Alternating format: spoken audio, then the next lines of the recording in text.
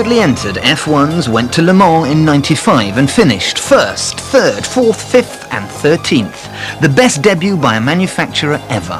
And to celebrate the achievement, 5 rather special road cars were built. The F1 LM. The LM has an extra 50 brake horsepower, weighs 80 kilograms less and costs £850,000.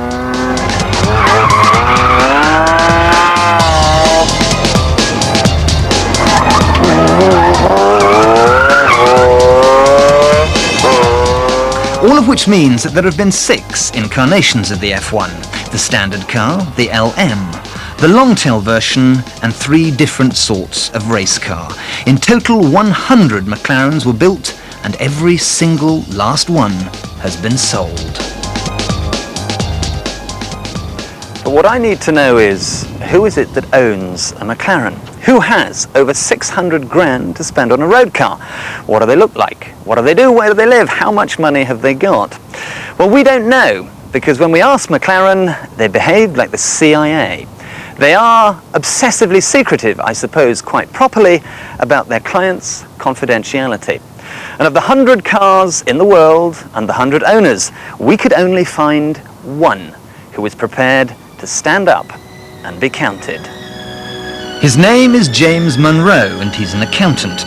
Not only does he have his own road car, but a long-tail racing version and a whole backup team of mechanics and technicians. So take me back to the first time you got in this car. What must that sensation have been like?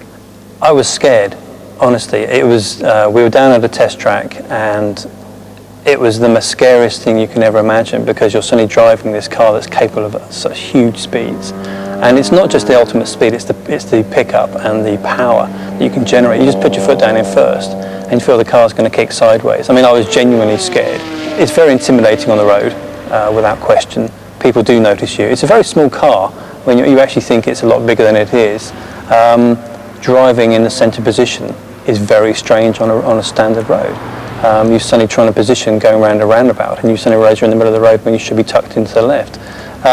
All these things take time to get used to. I have been down to the shops in it with the wife and my son. I've done 170 on the M40 once. But you've got to be aware of that speed and the whole speed differential. Boys have toys and you do stupid things because of cars. If you put your sensible trousers on and say you go and buy yourself a Fiesta diesel. But what's the point of doing that? You know, you're a chap, you're a petrol head, you've got adrenaline. Those 3 added together is a pretty pungent cocktail, to be honest. There's no owners club. They're very confidential. You are an owner. You have a direct line into the factory should there be any need. And that's where it ends. I mean, they support the car mechanically, as they should do. But in terms of other benefits, no, you don't get a McLaren umbrella when you join the club or anything like that. Other owners that we do know of include boss Ron Dennis, Gordon Murray, Mansour OJ, Ralph Lauren, he's got 2, Liam Howlett of The Prodigy, Rowan Atkinson, George Harrison, Elton John and the Sultan of Brunei has 5. Production of the F1 has finished and McLaren aren't building any more. They've perfected perfection. So world records apart, what has it achieved? Well, it hasn't made McLaren the richest car manufacturer in the world, not by a long way. According to Ron Dennis, the project is only just in the black.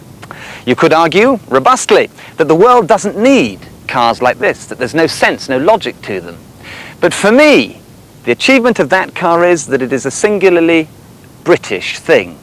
It may have a BMW engine, but it is designed and built by British people.